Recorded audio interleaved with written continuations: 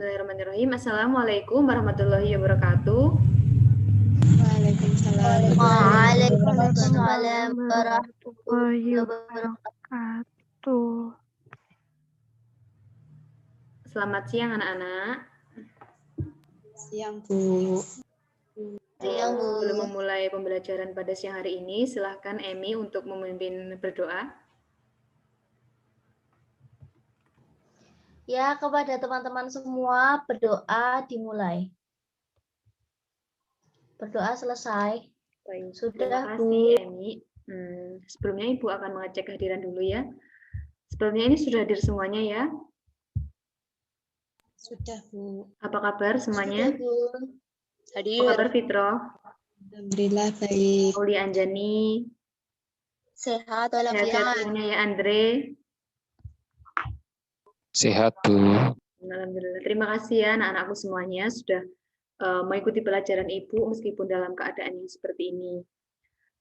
Sebelum Ibu memulai pembelajaran dengan materi yang baru, adakah yang masih ingat materi minggu lalu?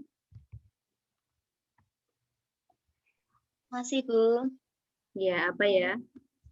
Tentang HAM, hak asasi manusia. Ya, benar sekali. Nah, kalau untuk materi hari ini, Ibu akan share screen dulu ya.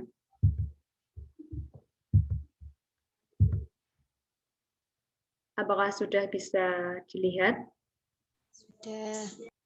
Nah, Sudah. pada siang hari ini kita akan belajar mengenai peran Indonesia dalam perdamaian dunia melalui hubungan internasional.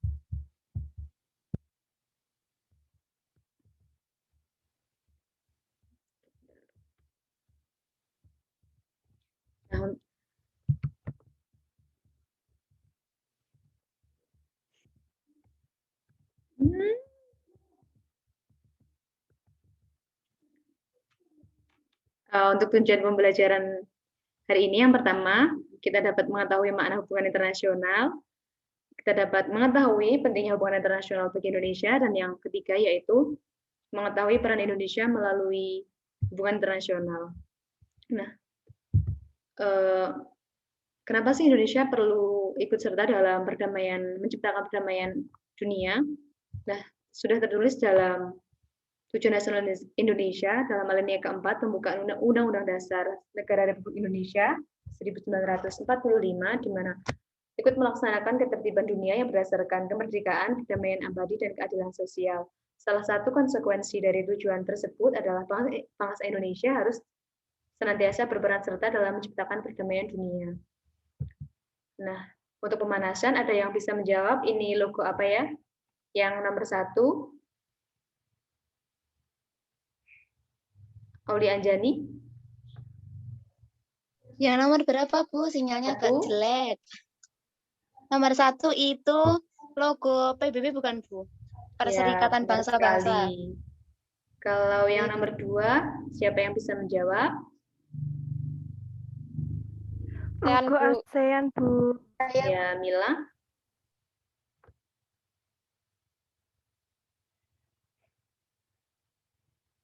Gimana, Mila? ASEAN, Bu. Ya, benar sekali. Pintar sekali ya. Selanjutnya, makna hubungan internasional dalam Undang-Undang Nomor 37 Tahun 1999 tentang hubungan luar negeri. Hubungan internasional disebut dengan hubungan luar negeri yang artinya adalah kegiatan yang menyangkut aspek regional dan internasional yang dilakukan oleh pemerintah pusat dan daerah, lembaga negara, badan usaha, organisasi politik, organisasi masyarakat, lembaga swadaya masyarakat, atau warga negara Indonesia. Nah, pentingnya hubungan internasional bagi Indonesia mungkin Ibu bisa dibantu dibacakan. Ada yang bisa membantu? Andre mungkin? Saya, Bu. Oh ya. Emi, bisa dibantu dibaca? Iya, Bu. Mohon maaf, Bu. Tadi sinyalnya putus-putus. Ya, Emi saja kalau begitu ya.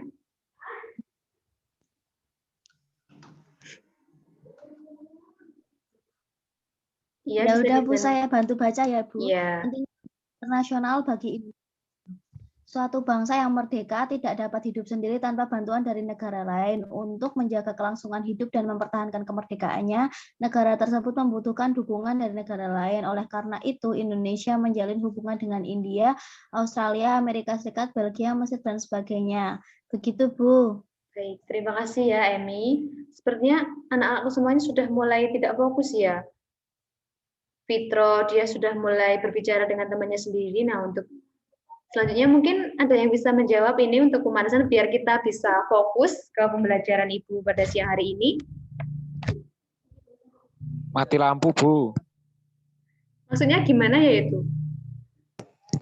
Upanasar. Ya, benar sekali. Untuk yang nomor 2 ada yang bisa menjawab? Ikatan cinta, Bu. Siapa itu namanya? Mas Al. Andrian Bio. Ya, benar semuanya ya. Semoga dengan ini anak-anak bisa kembali fokus ke pembelajaran Ibu ya. Nah, selanjutnya bagaimana sih pola hubungan internasional yang dibangun oleh bangsa Indonesia? Fitro? Hubungannya itu bersifat bebas aktif, Bu. Ya. Nah, pola hubungan internasional yang dibangun oleh bangsa Indonesia yaitu Indonesia dapat dilihat dari kebijakan politik luar negeri yang bangsa Indonesia dalam membina hubungan dengan negara lain menerapkan prinsip politik luar negeri yang bebas aktif dan diabdikan bagi kepentingan nasional, terutama kepentingan pembangunan di segala bidang. Nah, apa sih yang dimaksud politik bebas aktif? Andrian? Yang dimaksud politik bebas aktif adalah politik yang berlaku secara bebas tapi tidak pasif, jadi aktif, Bu, seperti itu. Ya, benar sekali. Pendapat yang lain mungkin dari Mila?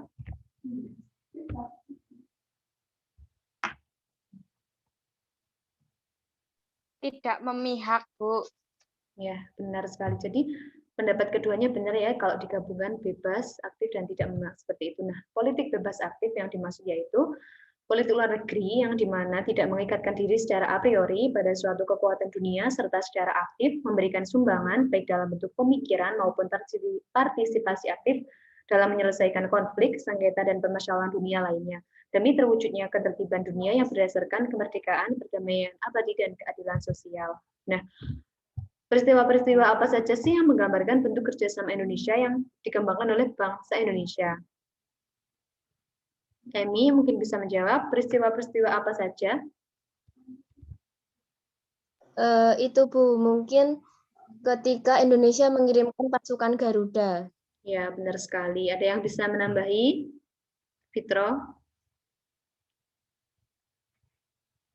Mungkin ikut perdamaian dunia, Bu, yang apa tadi seperti PBB, terus yang kemarin ada itu di Palestina seperti itu, Bu. Ya, benar sekali anak-anak Ibu. Nah, ini ada beberapa contoh peran Indonesia dalam membentuk kerjasama. Yang pertama yaitu Perserikatan Bangsa-Bangsa. Indonesia menjadi anggota Perserikatan Bangsa-Bangsa yang ke-60 pada tanggal 28 September 1950. Dan meskipun pernah keluar dari keanggotaan PBB pada tanggal 7 Januari 1965 sebagai bentuk protes atas diterimanya Malaysia menjadi anggota tidak tetap Dewan Keamanan PBB.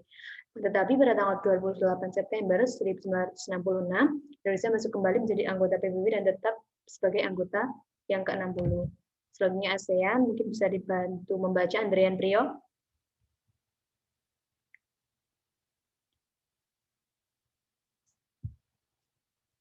Ya, Andrian Priyo mungkin sinyalnya agak sulit ya, Aulia Anjani. Ya, mohon maaf, Bu, sinyalnya putus-putus. Bagaimana? Bisa dibantu membaca, Andre? Iya, Ya. Nomor 2, ASEAN. Indonesia menjadi salah satu pendiri ASEAN, Association of Southeast Asian Nations, yaitu organisasi negara-negara di kawasan Asia Tenggara, bahkan Sekretariat Jenderal ASEAN berada di Jakarta. Ya, bagus sekali. Yang nomor 3 yaitu KAA. Silakan Auli Anjani untuk dibantu membaca. Ya, Bu. Yang ketiga adalah Konferensi Asia Afrika. Nah, di sini Indonesia itu memprakarsai atau menjadi tuan rumah dari penyelenggaraan KAA atau Konferensi Asia Afrika di tahun 1955. Yang mana dari KAA ini melahirkan semangat dan juga solidaritas negara-negara Asia Afrika yang pada akhirnya itu melahirkan Dasar-Sila Bandung. Bagus sekali, terima kasih Aulia Anjani. Selanjutnya yang keempat, gerakan non-blok. Nah, keaktifan Indonesia salah satunya itu ikut aktif dalam gerakan non-blok. Nah, bahkan pada tahun 1992 dalam konferensi negara-negara non-blok yang berlangsung di Jakarta, Indonesia ditunjuk sebagai ketua GNP. Melalui GNP ini secara langsung Indonesia telah turut serta meredakan ketegangan perang dingin antara blok barat dan blok timur. Nah, yang kelima, pasukan Garuda. Nah, Aan Winandi mungkin bisa dibantu membaca contoh yang kelima. Bu, mungkin saya bisa bantu, Bu. Ya, Masakan kayaknya sinyalnya baru jelek. Oh ya, untuk yang kelima mengenai pasukan Garuda. Nah, di sini Indonesia terlibat langsung dalam misi perdamaian Dewan Keamanan PBB dengan mengirimkan pasukan Garuda ke negara-negara yang dilanda konflik seperti Kongo, Vietnam, Kamboja, Bosnia, dan sebagainya. Selain itu, pada tahun 2007, Indonesia ditetapkan menjadi anggota tidak tetap Dewan Keamanan PBB. Mungkin seperti itu ya, Bu. Ya, baik. Terima kasih ya, Agung sudah dibantu membaca. Nah, tidak terasa ternyata kita sudah berada di akhir pembelajaran. Mungkin sebelum berakhir ada yang ingin bertanya? Oh iya, Bu. Izin bertanya, Bu. Ya, Bu, Agung. saya, Bu. Ya.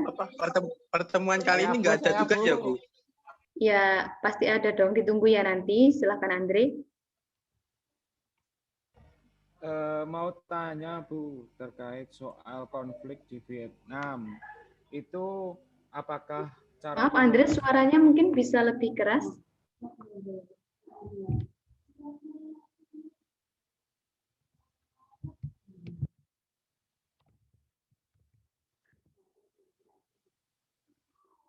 Itu bagaimana ya, Bu, kalau kita lihat dari sudut pandang Pancasila, Bu. Semisal kayak konfliknya itu... Maaf, Andre, suaranya masih kurang jelas. Mungkin nanti pertanyaannya bisa dikirimkan di grup WA saja ya, karena pelajaran Ibu juga sudah berakhir. Bagaimana, Andre? Ya, Bu. Ya. Nah, untuk menjawab pertanyaan Agung tadi, nah, untuk tugasnya yaitu tugas diskusi. Mungkin nanti ketua kelas bisa membagi kelas menjadi 4 kelompok yang beranggotakan 3-4 anak. Nah, Agung nanti bisa dibagi ya. Nah, tugasnya yaitu mengidentifikasi manfaat yang diperoleh bangsa Indonesia dengan menjalin hubungan internasional. Nah, nanti kelompok pertama membahas mengenai politik, yang kedua ekonomi, yang ketiga sosial budaya, yang keempat membahas mengenai pertahanan dan keamanan. Nah, hasil diskusi nanti disajikan dalam bentuk PPT. Ada pertanyaan mengenai tugas Ibu? Sudah jelas? Alhamdulillah cukup, Bu. Jelas. Baik, terima kasih anak-anakku semuanya. Sebelum mengakhiri pembelajaran hari ini, mungkin ada yang mau memberi kesimpulan? Mila? Iya, Bu. Aduh, tadi belajar pengertian, terus politik, terus kontribusi Indonesia, Bu. Saya dengarnya sampai... Ya, benar sekali. Fitrah mungkin mau nambahi? Sudah, Bu, sama mungkin tadi benar yang dikatakan oleh Mila tadi. Pembelajaran hari ini dimulai dari pertama tadi tentang perdamaian dunia, terus selanjutnya peran serta dalam Indonesia dalam perdamaian dunia seperti mengikuti PBB, ASEAN dan sebagainya, Bu. Baik, terima kasih anak-anakku semuanya. Sekian pembelajaran Ibu pada siang hari ini. Semoga anak-anakku semuanya sehat-sehat selalu, tetap jaga kesehatan. Sekian, wassalamualaikum warahmatullahi wabarakatuh. Waalaikumsalam warahmatullahi wabarakatuh. Terima kasih. Selalu, Bu. Terima kasih, Bu. wabarakatuh.